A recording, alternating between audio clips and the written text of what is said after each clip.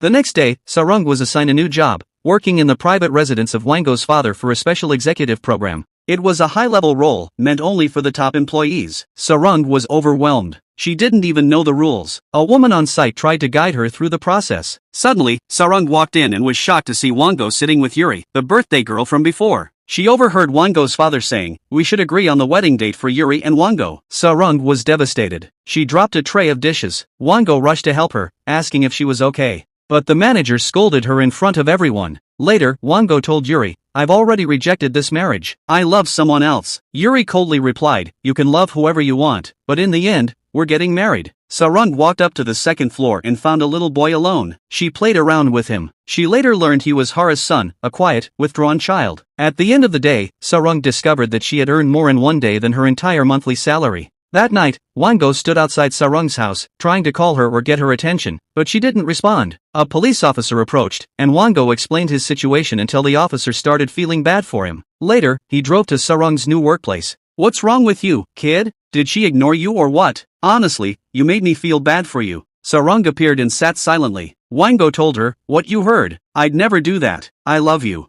You're allowed to do anything, except leave me or break up with me. I never thought of leaving you, but I know my father is going to be a huge obstacle for us." Meanwhile, Hara was finalizing her decision to fire employees. At a company-wide meeting, Wango shocked everyone by announcing, "We're going to make profits like we never dreamed of. We're opening branches across most countries in the world." Wango's father's eyes lit up.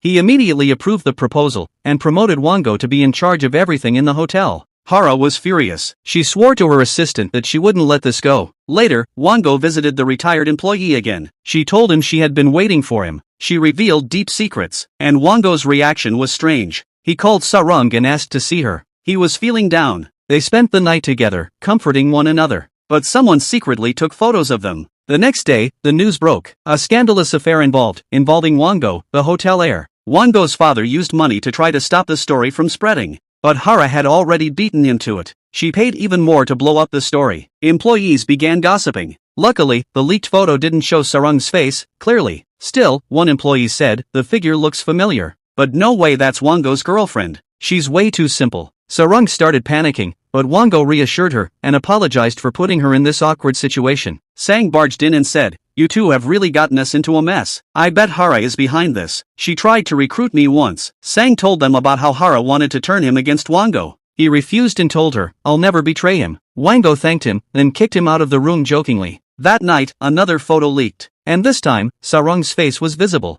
Hara watched from afar, smiling proudly at her victory. Sarung's friends kept her away from phones and social media. They didn't want her to see the photo or read the comments. The next day at work, everyone stared at Sarung, whispering about how she had caught the hotel director. Her manager asked, "How did you trap him?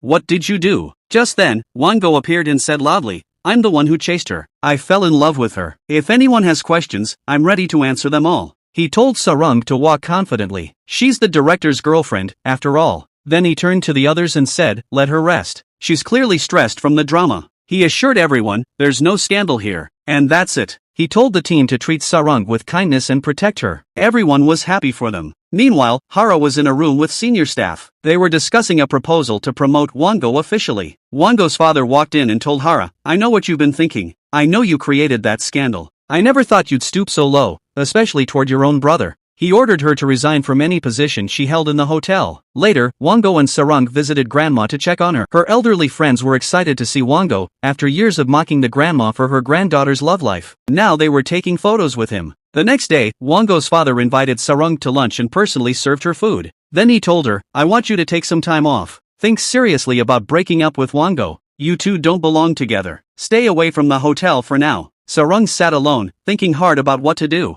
That evening, Wango showed up and told her, "I want to spend this night with you. I'll be away for work for 3 weeks." They spent the night together, talking, smiling, sharing texts, while apart. Later, Sarung arrived at her new job. To her surprise, she met the same employee who greeted her on her very first day at the hotel. The employee said, "This place is for the rejected, the misfits." Sarung accepted her new role, realizing she had no choice. She did what she always did best. She smiled. Meanwhile, Wango returned from his trip, wanting to surprise Sarung. He went to her new workplace, but was shocked to learn she no longer worked there. She'd been transferred to another branch. As he stood there, clearly hurt and confused, she appeared. Wango's long-lost mother. She met Wango's father and said, I can't bear to see our son's life destroyed like ours was. Wango's mother admitted that she knew how to get rid of Sarang, just like Wango's father had once gotten rid of her. He had kidnapped their son, threatened her, and said their child would be in danger if she didn't disappear from their lives. She blamed Wango's father for never fighting for her, or helping her, for letting her go without holding on. But now she was back, swearing that if anyone dared harm her son's life again, she would burn everything down. As she left, the long-awaited encounter finally happened. She came face to face with Wango. He was shocked. He recognized her immediately. They sat down together and she told him everything about why she ran away. I know everything now. I never hated you. His mother apologized for everything. Wango told her, I wish you a happy life, then walked away crying, but came back and hugged her tightly, saying, you don't know how much I missed you. The next day, Sarang learned that the hotel branch she had been exiled to was about to shut down. They would all lose their jobs. She suggested a plan to the manager to save the branch, but he dismissed her harshly. Right then, Wango arrived, saw her, and asked how her days had been while he was away. He apologized for leaving her and said, let's get out of here. I still have work. So Wango stayed and helped her finish her tasks. Sarang told him, I really love this place. I want to stay one more week to help my co-workers, because once this place is sold, they'll all be unemployed. Wango stayed with her for that entire week, exploring the town and spending quality time together. During dinner, he met the branch manager and learned that Hara was the one who ordered the sale of the hotel. Wango told the manager, I'm buying it. I'll renovate it and turn it into a tourist attraction. Then he fired the branch manager. One of the staff members clearly wanted Sarang to stay longer. Wango secretly worked with that employee to give Sarang a reason to stay. Eventually, Sarang agreed to return with him. Later, Sarang's friends and Sang showed up at the small hotel to visit her, but found she had already left with Wango. During the transfer of hotel ownership to Wango, he met with Hara again. She said sarcastically, you think this means you've won? No, sweetheart, it's just beginning. No one takes anything from me. Wango went out and bought an expensive ring. He tied it onto the necklace string they shared and prepared a surprise proposal. He met with Sarang, waiting for the perfect moment to propose. But just before he could speak, she surprised him instead. She said, I want to end this relationship. Wango was shocked. What do you mean? She laughed and said, I mean, my relationship with working in hotels. I want to start my own business. Wango smiled, realizing she'd played a trick on him. He decided this wasn't the right moment to propose after all. The next day, Sarang visited Wango's father, invited him to lunch, and informed him of her decision. She thanked him for everything and said goodbye to her co-workers, who were sad to see her leave. As she packed her things and walked out of the hotel, a car pulled up. He said, I wish you happiness in your new work. Wango, now officially managing everything, continued improving the business every day. He didn't forget his best friend either. He promoted Sang, giving him the title of executive director. Sang joked, I wish I'd accepted Hara's offer instead.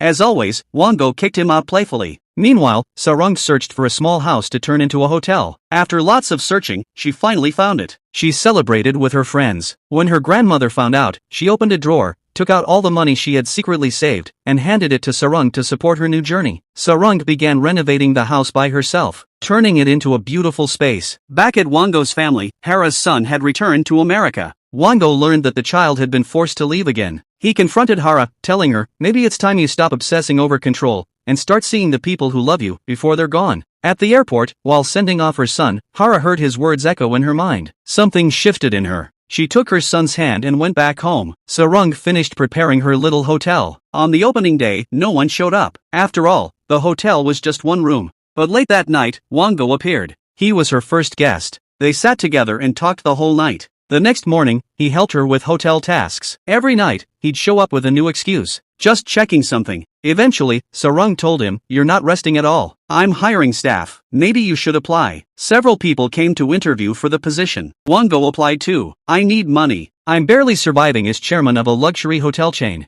Please hire me. I must be near you. Then, without delay, he added, will you marry me? Sarang replied, you could have asked from episode 1. They went to her grandmother's house, had lunch with her. At the wedding, Wango's entire family came together. Even Hara. She had become a new version of herself. Wango smiled and said, let's have a cappuccino together after the wedding. The bride and groom entered the dark hall, and lit it up with their joy. And that's it. I truly hope, from the bottom of my heart, that you live your own love story in real life.